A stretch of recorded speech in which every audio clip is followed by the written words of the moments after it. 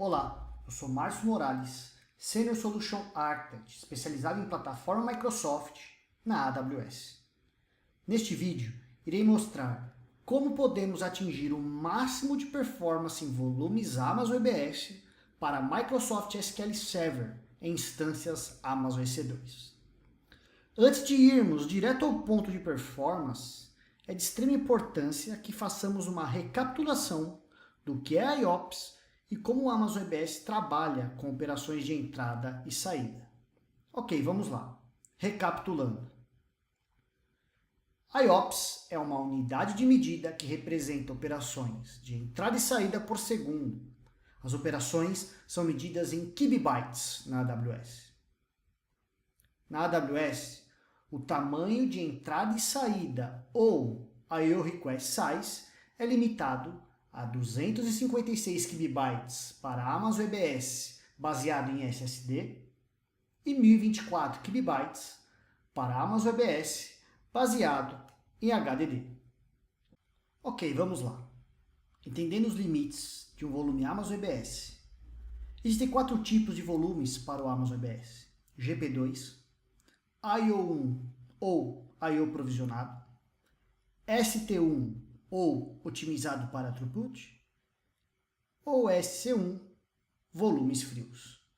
Para este vídeo, vamos focar apenas nos volumes IO1 ou IOPS provisionados.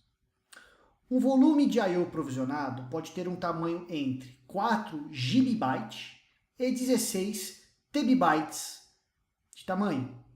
Um volume pode ter no máximo até 64.000 IOPS, desde que a instância no qual o mesmo seja anexado esteja rodando sobre o hipervisor Nitro. Um throughput máximo de 1000 megabytes por segundo. Uma instância Amazon EC2 pode atingir um máximo de 80.000 IOPS, com um throughput máximo de 1750 megabytes por segundo. Agora vamos entender os limites de uma instância Amazon EC2. Nem todos os modelos de instâncias Amazon EC2 têm a capacidade de atingir 80.000 IOPS ou 1750 megabytes de throughput por segundo. Existem modelos específicos de instâncias que entregam toda essa capacidade, como no exemplo do slide, uma C5D18X-Large ou C5N18X-Large, entre outras, que estão no link abaixo. O importante entendermos é que se a minha aplicação busca IOPS randômicos, como no caso de um arquivo de banco de dados, o tamanho de I/O otimizado na AWS é 16 KB. Já para I/O sequencial, no qual é uma característica do Transaction Logging, o otimizado é de 128 KB. Com isso, se eu busco o máximo de IOPS, o tamanho da operação IO Request Size deve ser de 16 KB. Se eu busco o máximo de throughput, terei de aumentar o tamanho de IOPS Request para 128 KB. Agora, temos de entender quais são as melhores práticas do Microsoft SQL Server em questão de IO Request Size, e para isto eu estou utilizando o documento oficial da Microsoft chamado SQL Server I/O Reliability Program, o link abaixo. No documento, a Microsoft informa que é de bom uso para arquivos de banco de dados, MDF e NDF, um I/O Request Size entre 8K e 512K, ou seja, estamos dentro, uma vez que como irei ter muito I/O randômico, e 16K é o otimizado para este fim na AWS.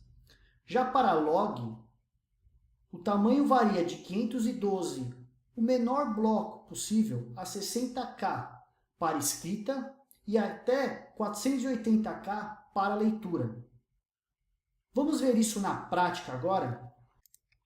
Bom, estou conectado em uma instância Amazon EC2, com Windows Server 2016. A família da instância é Z1D e a configuração é Z1D 12X-Large, no qual me oferece 80.000 IOPS e 1750 megabits de throughput. Para a Transaction Log, eu estou utilizando 4 volumes Amazon EBS com um tamanho de 500 GB e 20.000 IOPS cada, Já para a database, estou utilizando dois volumes de 800 GB e 40 MIOPS cada. E o TempDB? Bom, para este vamos utilizar dois discos efêmeros, ou Instance Store, o qual fazem parte da instância Amazon EC2. Bom, o primeiro passo agora é configurarmos o Storage Space do Windows Server para a agregação dos volumes. Bom, vamos clicar em Task, New Storage Pool, vamos clicar em Next e dar um nome ao Storage Pool, por exemplo, TempDB. Vou selecionar os dois discos Instance Store e clicar em Next. Vou confirmar a criação. E agora vou criar um Virtual Disk dentro desse Storage Pool. Selecionar o Storage Pool TempDB. Clicar em Next. Vou dar um nome, por exemplo, vTempDB. Clico em Next, clico em Next novamente, e agora vou selecionar Simple Layout, porque a alta disponibilidade já está no Amazon EBS. Clicar em Next. Vou posicionar o máximo em tamanho fixo.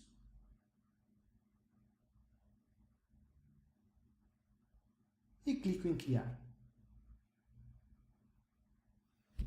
Agora vou criar um volume em cima deste Virtual Disk. Clico em Next. Selecione Virtual Disk.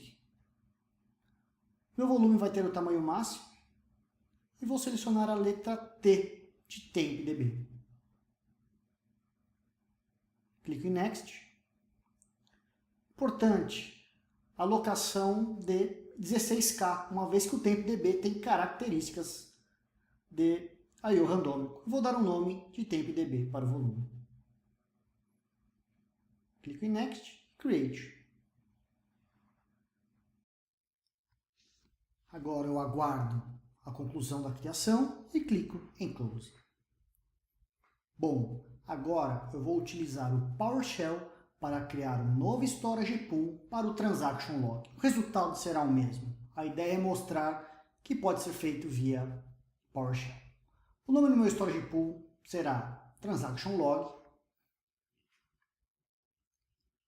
Irei criar um Virtual Disk com o nome vTransaction Log, do modelo simples.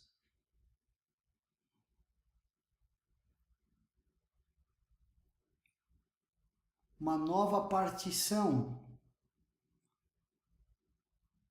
no qual irei formatar o meu volume em NTFS com tamanho de alocação ou Request I/O Size de 64K.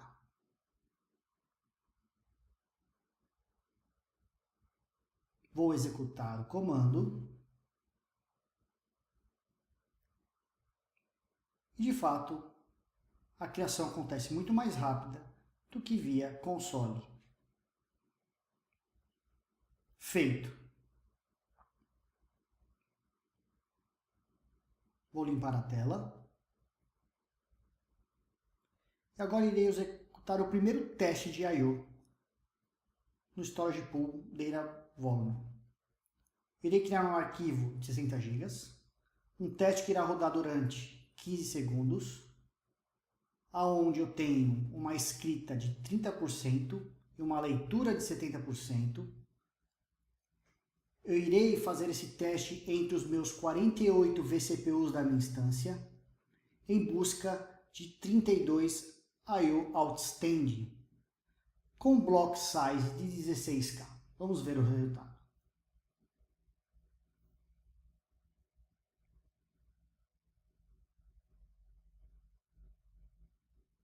Excelente. Teste finalizado. Olha que interessantes os resultados. Eu tenho 1250 megabits por segundo de throughput a 80.000 IOPS por segundo. Vou limpar novamente. E agora eu vou executar o teste para o Transaction Log. Um ponto importante: os testes serão com os mesmos requisitos, com exceção de que o I/O Request Size agora é de 64K, porque estamos em busca de um máximo de throughput, ou seja, I/O sequencial, o qual é uma característica do Transaction Log.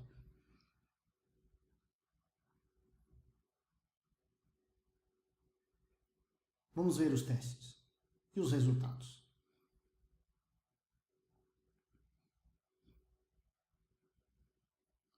Interessante, o meu throughput aumentou 1555 megabits por segundo, só que o meu I/O diminuiu 24.891 por segundo.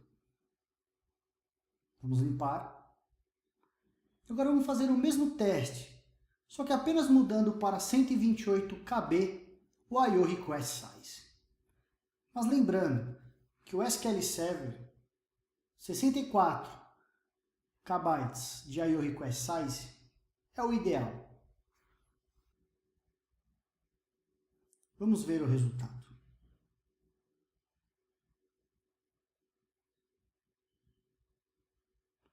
Mantive 1555 megabits por segundo de throughput e o meu I/O a 12.444. Ou seja, eu estava em busca de throughput. Agora vamos fazer o teste de I/O no TempDB. Lembrando que o storage pool do TempDB se utiliza de discos Instance Store. Vou manter os 16 KB de I/O Request Size. Vamos ver os resultados.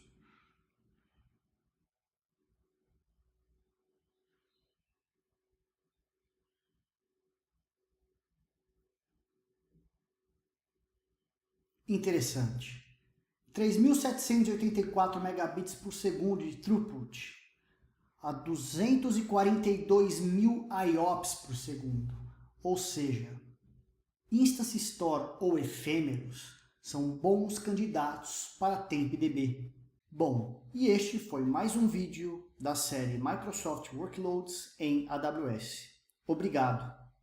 Para saber mais sobre soluções Microsoft em AWS, acesse aws.amazon.com/pt/solutionspace/Microsoft-workloads.